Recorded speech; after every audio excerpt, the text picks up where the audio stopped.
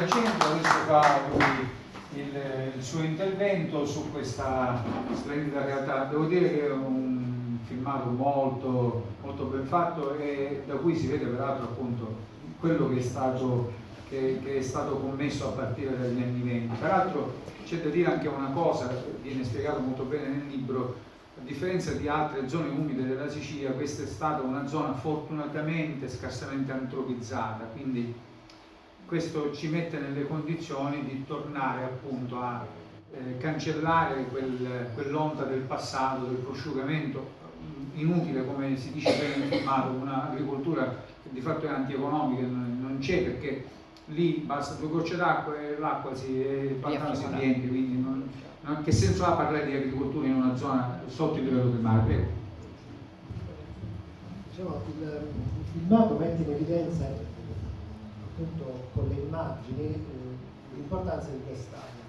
E come appunto è stato qui ricordato, quest'area è sotto il livello del mare e quindi ha questa capacità che comunque hanno tutte le zone umide di costituirsi rapidamente. Basterebbe poco, basterebbe appunto innanzitutto permettere, diciamo, ai pantani di riappropriarsi del regime idrologico naturale. Non è proprio esattamente come in passato, perché diciamo sono state fatte diciamo delle opere che tolgono determinati apporti. Si pensi per esempio all'originatura del San Leonardo, che ha separato i pantani fra di loro e li ha separati dal fiume, e soprattutto li ha separati dal contatto che i pantani avevano col mare.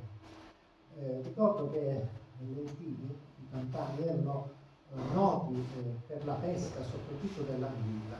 L'anguilla dei pantani lentini era un'anguilla che eccelleva sia nella quantità ma anche nella qualità, e quindi veniva esportata non solo appunto diciamo utilizzata a Lentini ma anche fuori.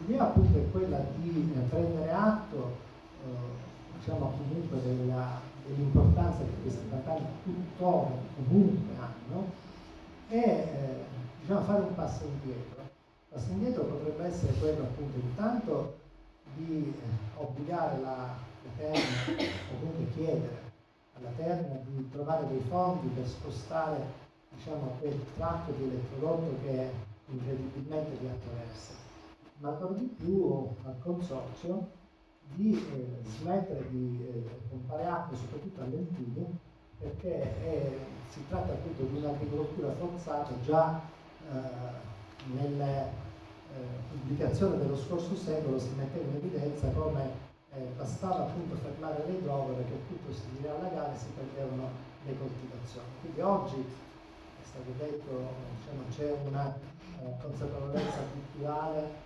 scientifica e anche legislativa che tutela aree come questa, e quindi si deve fare quello che si è fatto con un'area come Vendicari. Io ricordo che Vendicari diciamo quando si pensava di istituirla riserva o comunque area protetta era invece oggetto di mille di altra natura, prima il polo chimico che poi si fece a Priolo e poi diciamo villaggi turistici che l'avrebbero comunque vissuto.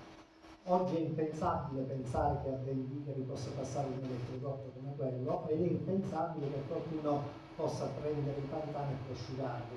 Però noi lo facciamo su un pantano che per certi versi ha delle caratteristiche anche migliori di Vendicari, perché appunto se lasciato in pace ha la capacità di restare con acqua anche durante tutta l'estate, e questo permette a determinate specie di essere presenti e quindi ha una valenza per certi versi maggiore di Vendicari. Non dico che è migliore, è diverso. E quindi questa diversità rispetto a tutti gli altri pantani della Sicilia già solo per questo meriterebbe di essere tutelato. Io vorrei concludere dicendo che la Regione Sicilia ha avuto una nota che ho inviato diciamo abbastanza corposa, diciamo che alla fine poi è quello che vediamo in questo piccolo video, corredato da molte fotografie, diciamo, mi ha convocato, ci sono andato con una serie di universitari, insomma, di levatura, per cui anche il professore Massa, che è anche assieme a Dacia Marini fa la presentazione di questo libro, e diciamo si è aperto uno spiraglio positivo, perché appunto diciamo, da parte della regione si è cominciato a prendere atto dell'importanza di quest'area. Quindi diciamo, quello che dovremmo cercare di fare non è ovviamente una guerra a nessuno, ma prendere consapevolezza di dire vabbè, il passato è stato questo, l'area ancora esiste grazie al fatto che per una serie di fortuite coincidenze ancora vive. Comunque sicuramente anche il fatto che il sottolivello del mare è limitato, perché molte altre aree umide sono sparite. Insomma, la situazione che la Sicilia aveva nell'800 e nel Novecento di aree umide era ben diversa da oggi. Oggi diciamo, queste aree umide sono quasi tutte sparite o ridotte. Quindi questa è una delle aree più grandi, diciamo, se noi la paragoniamo anche ad altre aree, la stessa che sono saline di Priolo, gli stessi stagni di Vendicheri, per non parlare degli stagni salmassi della Foglio del Cimento. Queste aree sono molto più grandi e più interessanti, quindi meritano sicuramente una tutela. Diciamo, lo sforzo dovrebbe essere quello di far capire, diciamo, a un ente come la regione, che in tutti questi anni è stato oggettivamente distratto, non è un'accusa, non è un dato, una constatazione. Lo vediamo con l'elettrodotto, perché è stato approvato senza che nessuno si accorgesse che passava da là dentro, insomma. Quindi diciamo che è stata una distrazione. Ecco, piuttosto che fare chiamiamola distrazione, ecco, piuttosto di fare puntare dita o diciamo fare accuse, invece dovremmo dire vabbè, prendiamo atto di aver sbagliato, cerchiamo di, come dire, guardare avanti piuttosto che recriminare il passato. E quindi l'idea è quella appunto di tutelare quest'area e di connetterla anche diciamo ad un'area come Leontinoi, perché noi abbiamo, qua lo diranno penso meglio di me i relatori che mi seguono, ci sono delle come dire, testimonianze e fonti che ci dicono che c'era un legame molto stretto fra quest'area e Leontinoi e anche quello che c'è nel mezzo, insomma, perché chiaramente questo era un avamposto, diciamo, per quelle popolazioni con il mare. Quindi diciamo oggi tutto questo ha senso appunto tutelarlo in maniera unitaria e non soltanto diciamo puntuale. Roberto è sempre molto sintetico, però ha dato il là a una serie di interventi, soprattutto all'intervento del dottore Lorenzo Guzzardi, che prego di avvicinare.